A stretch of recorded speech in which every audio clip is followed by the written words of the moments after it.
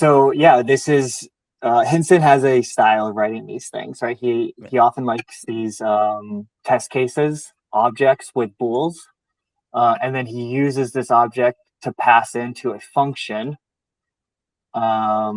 which allows him to craft these transactions with these Boolean values.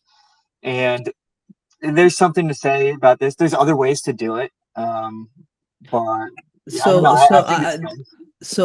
Mocktail is designed to work like this. That's why the mocktail functions have like a true or false inside of them. If Of you look at course, yeah, mocktail, um, Oh, interesting. Okay. so yeah. Almost say for every example, you have like a mock interval.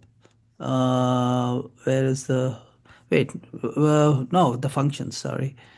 Say for example, this. It always so all these functions have like a bool inside them. condition. Yeah. And I always wondered why the bool even made sense until I saw Hinson's example. How And they that, use it. yeah. And if you do it like this, it makes life so much easier when you're using Yeah, mocktail. Interesting.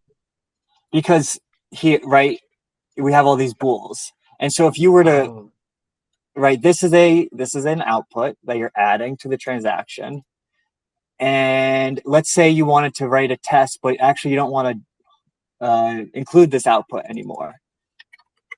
You just write false, and now this is not included.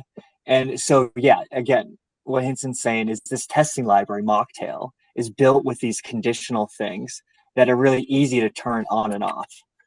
hmm.